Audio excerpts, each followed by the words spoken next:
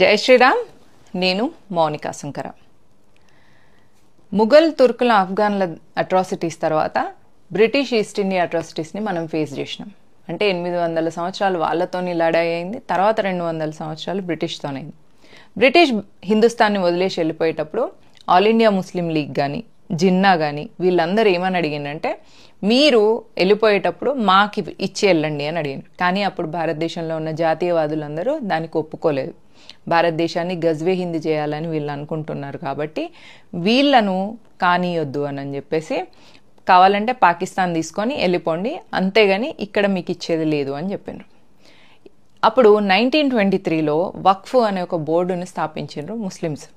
అదేంటిదే అంటే, భారతదేశంలో ఇక్కడ నిజాం నిరంకుశ పాలనలో మనల్ని చిత్రవదలు చేసి హిందూ సమాజం నుంచి వెళ్ళి రక్తం పీల్చి వాళ్ళు సంపాదించుకున్న ఆస్తులన్నింటినీ వక్ఫ్కి ఇచ్చేసి ఇక్కడున్న ముస్లింలు పాకిస్తాన్ పోయినాక అక్కడున్న హిందువుల్ని ఇక్కడికి తన్ని ధర్మేసి వాళ్ళ ఆస్తులను వాళ్ళ ఇల్లులను ఆక్యుపై చేసుకున్నదే కాకుండా ఇక్కడ వీళ్ళ ఆస్తులను వక్ఫ్కి ఇచ్చేసి ఇక్కడ నుంచి వచ్చే రెంట్లను అక్కడ వాళ్ళు ట్రాన్స్ఫర్ చేయించుకున్నారు.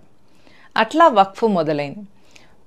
వెళ్తూ ముస్లింలందరూ ఏమని ఛాలెంజ్ చేసినంటే, హస్కే లేంగే పాకిస్తాన్, లడ్కే లేంగే హిందుస్థాన్. అంటే ఇప్పుడు మేము కేక్ మొత్తం కావాలి అని అడిగితే మీరు మాకు ముక్కలు చేసిస్తున్నారు కదా, సరే ఈ ముక్కలు తీసుకొని మేము ఈ క్షణానికి కాంప్రమైజ్ అవుతున్నాం, కానీ భారతదేశంలో ఉన్న ముస్లింలందరూ కూడా హిందుస్థాన్ని గజ్వే హిందీ చేయడానికి పనిచేస్తారు.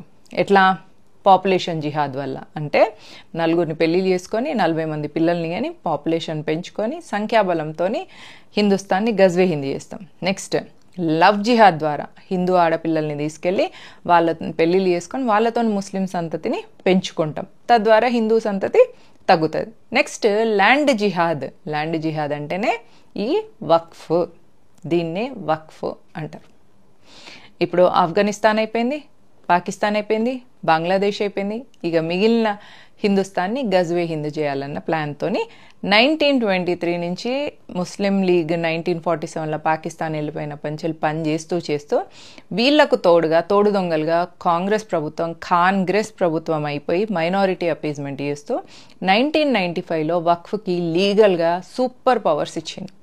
ఏంటిది అంటే, వక్ఫ్ by a user is a వక్ఫ్. అంటే ఇప్పుడు మనకి ఎల్బీ స్టేడియంలో ఇఫ్తార్ విందు జరిగింది ఇప్పుడు మొన్న తెలంగాణలో.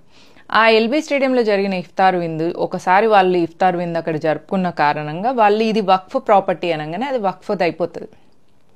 దాన్ని వక్ఫ్ బై యూజర్ ఈజ్ అ వక్ఫ్ అంటారు. బెంగళూరులో కూడా ఒక పార్కులో వాళ్ళు నమాజ్ చేసుకున్నందుకు దాన్ని వక్ఫ్ది అని క్లెయిమ్ చేయడం వల్ల ఆ ల్యాండ్ వక్ఫ్కి వెళ్ళిపోయింది.